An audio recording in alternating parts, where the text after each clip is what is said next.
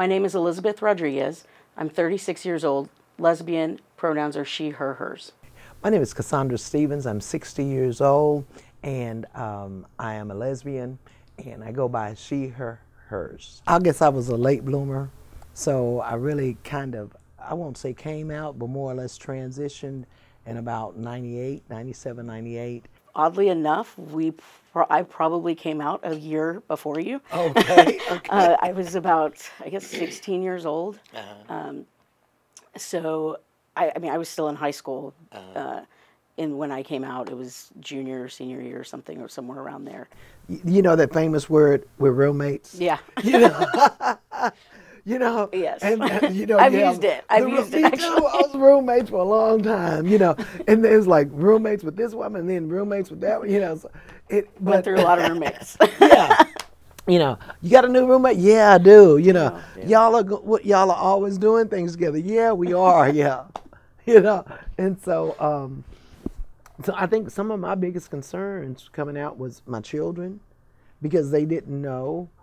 I think that was my biggest concern. My mother, which I didn't feel like it was necessary to tell her, you know, she was much older and because of a lot of beliefs. But the last 6 months of her life, and this was a beautiful thing to me, my wife quit working to take care of her because we took care of her at home.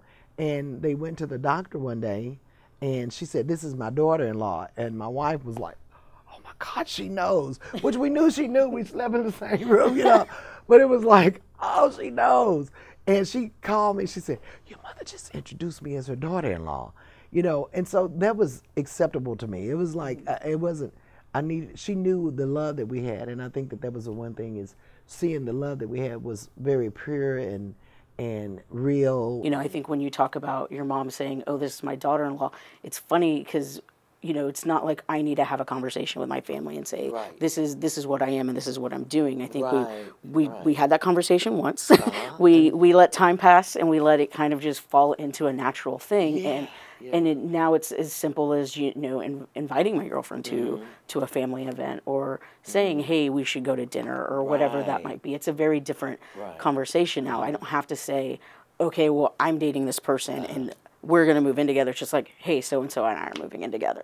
And it's very different, and it's very nonchalant. There's not a big, there's not that anxiety about it.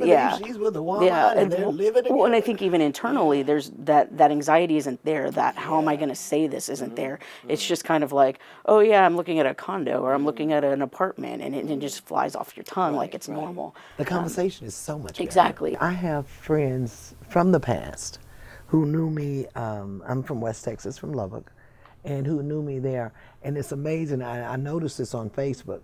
They'll celebrate my grandkids. They'll celebrate everything. And when I post pictures of me and my wife, I don't see any likes from them. You know. But the thing of it is I don't. If we want our lives to be normal, and I think that they are normal. You know, if we want our lives to be considered normal, I think we have to act normal. I don't get angry with them because they are not accepting. I think if they were in my space now, not just in my social media space, but in my space right now, they would understand the relationship, you know. Because we teach people, we're all unique, just as long as you're not too unique. And I think that's what we teach. You know, you just can't be real unique. You can't be transgender. You can't be a lesbian, but you can be unique. Be as much like me as you possibly can without drawing outside the lines, you know. And I think that that's what we taught, but we are teaching two different messages. We tell kids, don't be like anybody else, just as long as you don't be too much different from who they are. You know, what we're doing right now, we're learning from each other. If we're not open to speaking outside of our inner circles, then how are we ever going to learn? How are we going to progress? You know, when I started getting involved in different groups and organizations here in Dallas, that was the one thing that I learned very quickly is, you know, you learn from those people that were there 10 years ago, 20 years ago, 30 years ago in some cases, because the story is very different, and it's very different from mine, and maybe the overall theme might be similar. Maybe some of the events that happened, but we saw things very differently.